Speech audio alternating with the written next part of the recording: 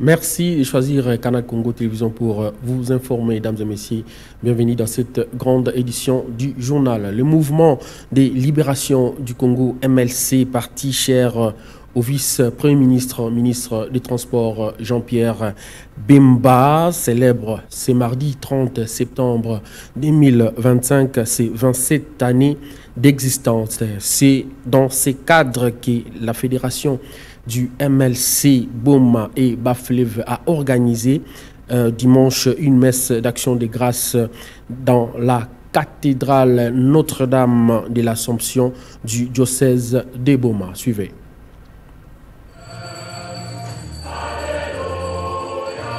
C'est dans le cadre du 27e anniversaire marquant la création du mouvement de libération du Congo, parti politique membre de l'Union sacrée, majorité chère au président de la République Félix Antoine Tshisekedi Tshilombo, que cette messe d'action de grâce a été organisée à la cathédrale Notre-Dame de l'Assomption du diocèse de Boma, dans le Congo central. Alléluia. Une messe d'action de grâce qui a connu la présence de plusieurs personnalités politico-administratives, dont André Tshimanga, conseiller du vice-premier ministre, ministre des Transports et secrétaire national en charge de l'implantation, Meva Mundambi, directeur général adjoint de l'OEBK, et tant d'autres cadres et hauts cadres des partis et regroupements politiques, membres de l'Union sacrée de la nation, de la ville de Boma. Autour du thème « La richesse », l'officiant du jour a dans son homélie rappelé aux chrétiens catholiques et membres de ce parti politique l'histoire du riche et le pauvre Lazare, invitant tout le monde à vivre dans la foi et dans l'amour, peu avant de marteler sur l'importance de vivre avec Dieu. En outre, il a appelé les fidèles catholiques et membres de ce parti politique cher à Jean-Pierre Bemba Gombo à vivre dans l'amour et à changer leur comportement. Il a également souligné la nécessité et l'urgence de penser aux Congolais et Congolaises, groupistes à l'est de la RDC avec la pression injuste imposée par la mer rwandaise à travers le supplétif de la FCM 23. Le parti a été créé depuis septembre 1998. Aujourd'hui, nous venons de totaliser 27 ans. C'est un grand jour pour le MLC. Nous sommes venus célébrer ce grand événement ici dans la ville de Boma. Vous avez vu l'engouement avec lequel la population, les militantes et militants du MLC ici à Boma nous ont réservé un accueil très chaleureux. Nous rentrons à Kinshasa avec un sentiment de joie et nous espérons de nouveau revenir ici pour réchauffer de nouveau les activités du parti ici dans cette province de la République. C'était un grand moment, beaucoup d'émotions de voir les hommes, les femmes, les enfants, les jeunes et vieux mobilisés pour ce grand événement. Et vraiment, ça nous va droit au cœur. Je pense que nous allons transmettre les rapports à la hiérarchie du parti et nous allons de nouveau organiser une activité. Nous reviendrons ici pour célébrer le grand événement ici à Boma. Je le dis, la ville de Boma, c'est une grande agglomération, la province du Congo central. L'histoire de la RDC a commencé ici. Vous savez, ici, lorsque l'homme blanc est arrivé, il a commencé par le Congo central. Et donc, le premier président de la RDC était d'ici. Donc, il a plu au président national de nous dépêcher ici. Il dit en tout cas, allez-y. Il faut que le peuple du Congo central sache que moi, Jean-Pierre Bemba, je ne les ai jamais abandonnés. Voilà pourquoi nous sommes là. Donc nous avons conscientisé les uns les autres que les couleurs du parti soient défendues valablement ici en province et particulièrement dans la ville de Boma. Ici est de noter qu'après cette messe d'action de grâce, le secrétaire national André Tshimanga a animé une matinée politique de redynamisation de toutes les structures de base du parti politique cher à Jean-Pierre Bemba Gombo et à travers une forte mobilisation.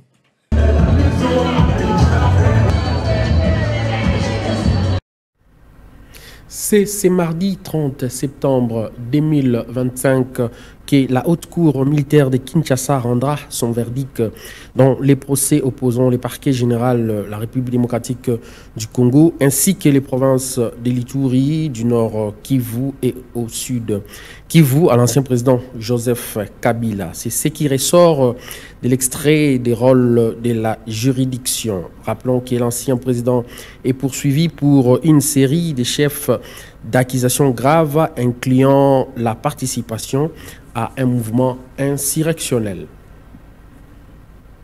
À l'Assemblée nationale, les agents administratifs ont organisé un sit-in au palais du peuple pour réclamer le paiement de leurs droits sociaux comme la prime liée à la rentrée scolaire. Ceux-ci sont très remontés contre le bureau de la Chambre basse du Parlement. Regardez. Le Le personnel administratif de l'Assemblée nationale a observé un sit-in ce lundi 29 septembre 2025 pour exprimer son ras-le-bol face à ce qu'il qualifie des manœuvres occultes visant à ralentir l'amélioration de leurs conditions socio-professionnelles.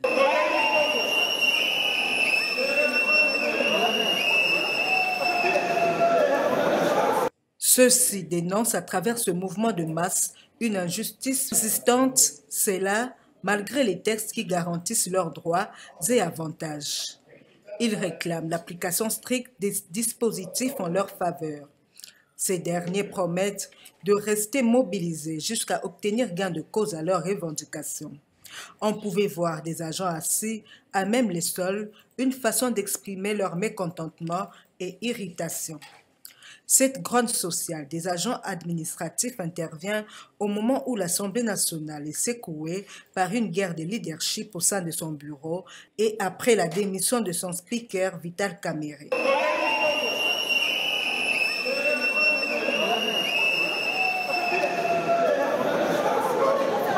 La colère ajoute un nouvel épisode à une série de frustrations sociales non solutionnées. Ces manifestants décident de décréter un mouvement de grève dans l'immédiat et sans délai.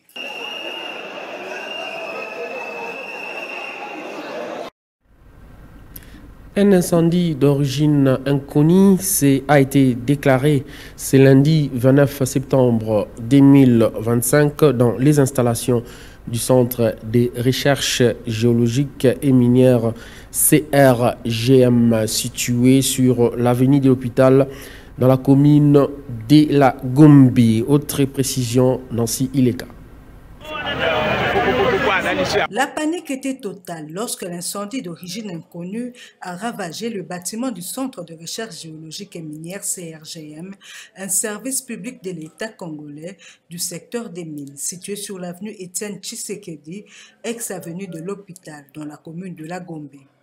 Selon quelques témoins oculaires ayant vécu cet incendie malheureux, le feu ravageur s'est réparti d'une erreur technique à l'entrepôt du gaz butane domestique, touchant par la suite l'imprimerie Top Graphique, locataire dans la même concession. En fait, on n'a pas de précision.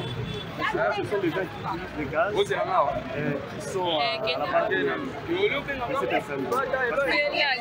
Nous sommes au niveau de cette déjà une heure.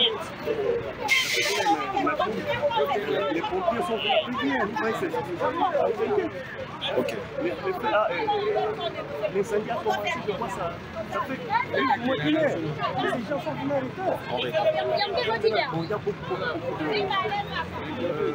de pertes matérielles. Il y a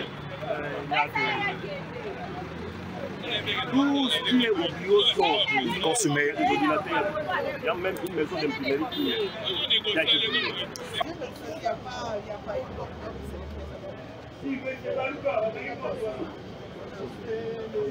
Les véhicules pour venir avoir. Ouais, il y avait 3 bus, on a que le fait était déjà là, effectivement, un bus qu'on a pour évacuer.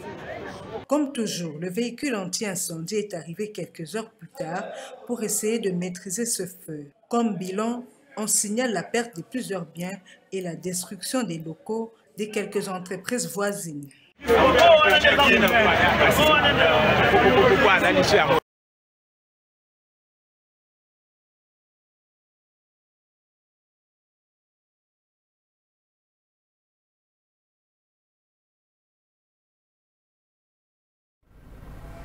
Et cette réaction de l'auxiliaire de la justice et expert en matière de sécurité, Achille Kapanga, qui dénonce la stratégie machiavélique mise en place par les ennemis pour s'aimer la terreur et de détourner l'attention des autorités militaires. Ceci fait face à la rumeur d'une prétendue formation de 7000 militaires par la rébellion rwandaise sous couvert du M23. Suivez-les au micro de notre correspondant Joël Kamabo.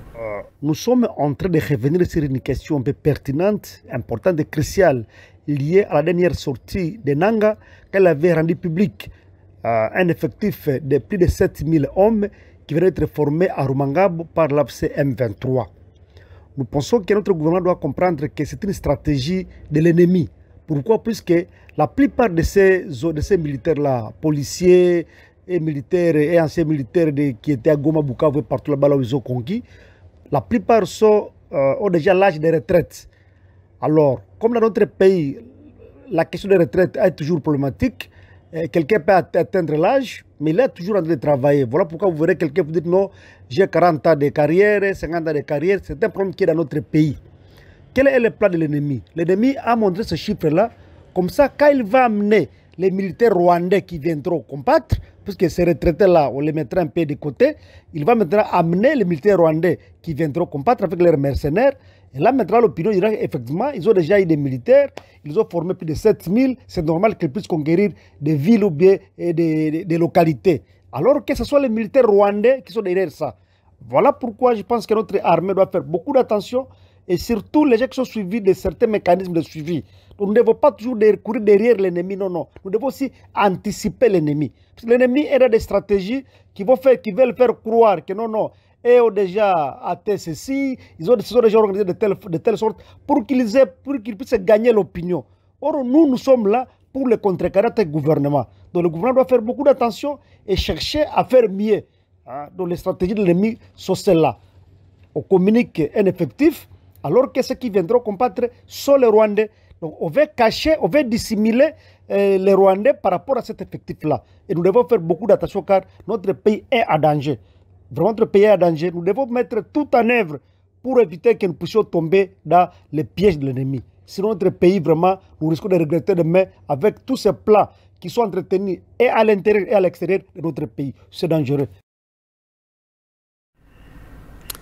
Insécurité à l'est de la République démocratique du Congo pour l'analyste politique Rigen Katembo Issé. Seul les dialogues au niveau interne peuvent sauver la nation. Ceci tout en émettant des doutes quant à l'efficacité des processus de paix de Washington et Doha. Suivez-les au micro de notre correspondant Joël Kamabo une fois de plus.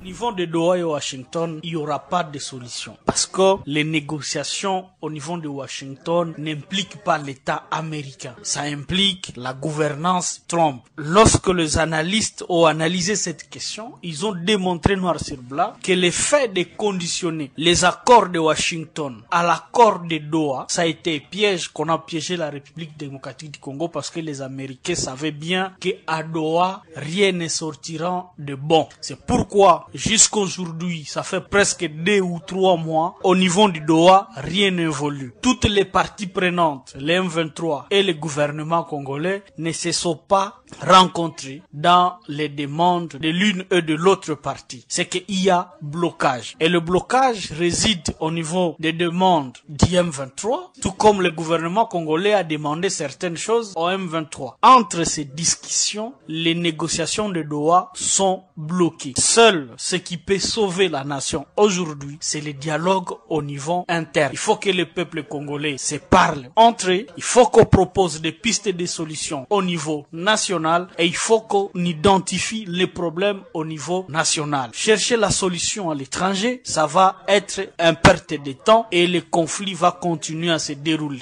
Et si on ne cherche pas la solution au niveau national, nous risquons de voir cette guerre continuer jusqu'à peut-être là où ça ne pourrait pas arriver.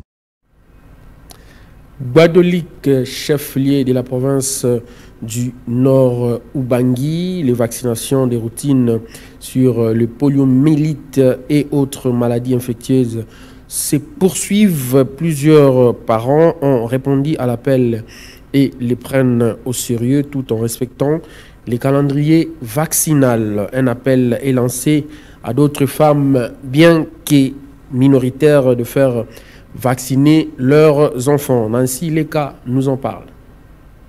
Venues avec leurs enfants sans contrainte, les femmes de Gbadolite, dans le nord Ubangi, semblent comprendre le bien fondé et l'importance de la vaccination des routines. Madame Nadège explique sa présence par le souci de voir son enfant grandir sereinement. Médical ya Gbadode na ye pour l'importance ya santé ya mwana na ngai pona vaccin. Sina na vaccin na sate na mwana na ngai eza na litomba ebele. Na ye ya liboso pona ko protéger contre maladie. Contre ba épidémie. Ninge za kokoma a partir na ba vaccination ninge baza kozwa nde mwana nga kozana sate koza bien protégé yango na memi e pabu kwa kozwa kisi kwa kozwa tonga. Un avis partagé par Rebecca qui insiste sur l'importance de faire vacciner les enfants. Parents qui ne respectent pas les vaccinations de leurs enfants, on voit aussi des enfants qui sont devenus des boités à cause de la manque de la vaccination. Ces vaccins-là protègent l'enfant pour qu'il ne soit pas sur une chaise roulante. De son côté, Valentine Bamongo dénonce le refus de certains parents de faire vacciner leurs enfants dont les répercussions dans l'avenir sont graves.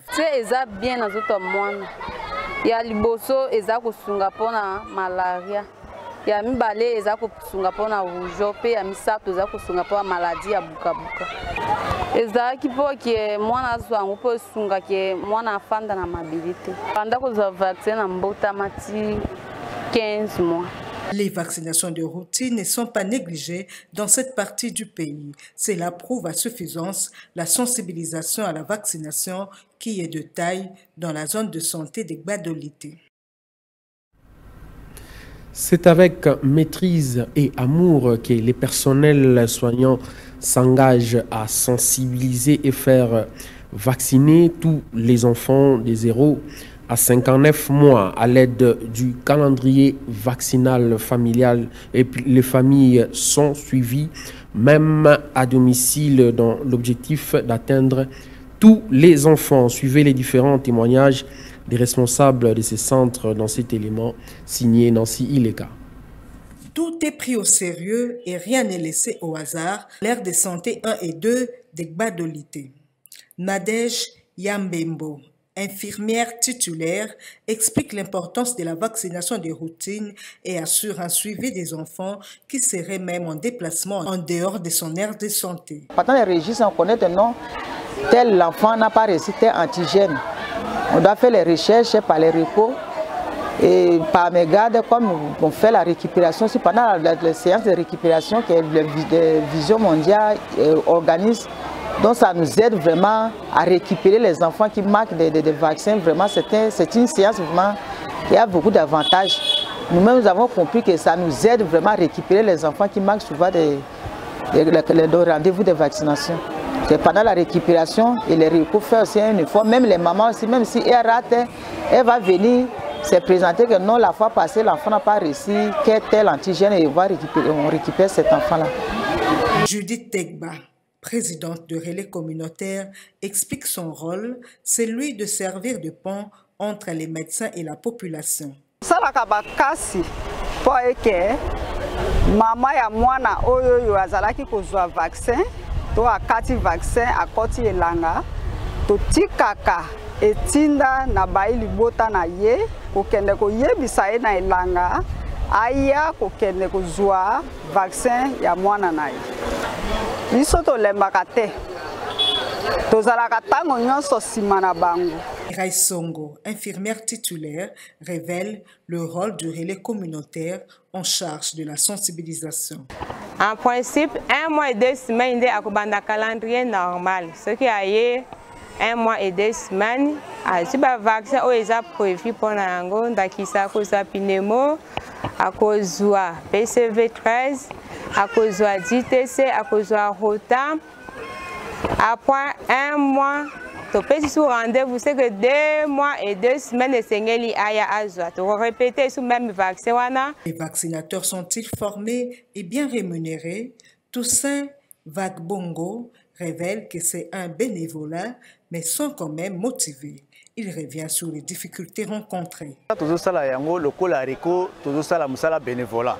Maintenant, nangonga tango campagne ezali lokola campagne oyo tukuta ko sala VPO ezali na mwa mbongo oyo bapesaka biso bafutaka yango bonbongo wana nde bafutaka emeka osunga biso po na lokola osali mosala esengeli ozwa pe lifuti wana emeka osunga pe lokola Yango, avant tout ça, yango, tous les la formation, on briefer biso pendant un jour, surtout ici, on est tout comme ça la wana.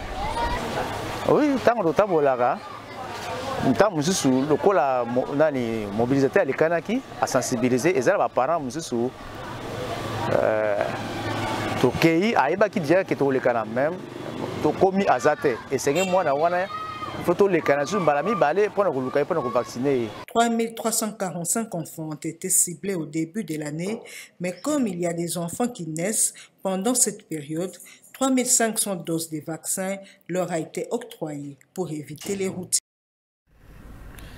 La journée mondiale du cœur est célébrée chaque 29 septembre dans le but de susciter des conversations et un engagement à l'échelle mondiale en utilisant des histoires fortes pour sensibiliser à la santé cardiaque. Ne manquez rien, tel est le thème de cette année 2025 choisi par la Fédération mondiale du cœur. Nancy Leka pour les détails.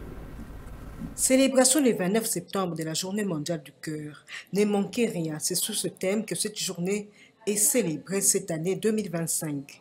Chaque année, les maladies cardiovasculaires font plus de 20 millions de victimes sur le site et jusqu'à 80% des décès prématurés. Les maladies cardiovasculaires peuvent être évitées grâce à un accès abordable aux soins, à un dépistage précoce et davantage de possibilités de faire des choix alimentaires sains et de rester actifs. C'est dans cette optique, à travers cette journée mondiale, on vise à sensibiliser l'opinion publique, l'inciter à agir et célébrer la santé cardiaque. En 2012, avec l'idée de réduire la mortalité mondiale due aux maladies non transmissibles de 25%, d'ici 2025, les dirigeants mondiaux se sont réunis et ont exhorté le monde à participer activement à cette cause. Les exercices d'aérobic comme la marche rapide, la course à pied, la natation, le tennis et le saut à la corde améliorent la circulation, ce qui réduit l'hypertension artérielle et le rythme cardiaque. Ils contribuent au débit cardiaque en améliorant la capacité du pompage du cœur. Chaque année en France, près de 150 000 personnes sont victimes d'un AVC et les femmes sont de plus en plus concernées. Les 4 signes évocateurs d'insuffisance cardiaque sont l'essoufflement ou dyspnée, les œdèmes au cours de l'insuffisance cardiaque, la prise du poids et la fatigue physique.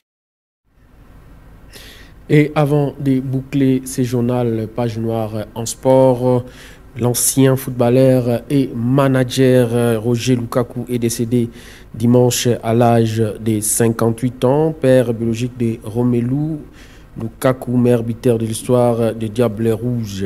Roger Lukaku est né en 1967 à Kinshasa. Il a évolué en attaque et a porté le maillot de plusieurs clubs belges dans les années 1990. Au total, il a inscrit 47 buts en 135 matchs en première division belge. Roger Lukaku a également été international zaïrois à 11 reprises entre 1994 et 1996 et a inscrit 6 buts. Fin de cette grande édition du journal réalisée par Fiston Atunga. Merci de l'avoir suivi et bonne suite des programmes sur nos antennes.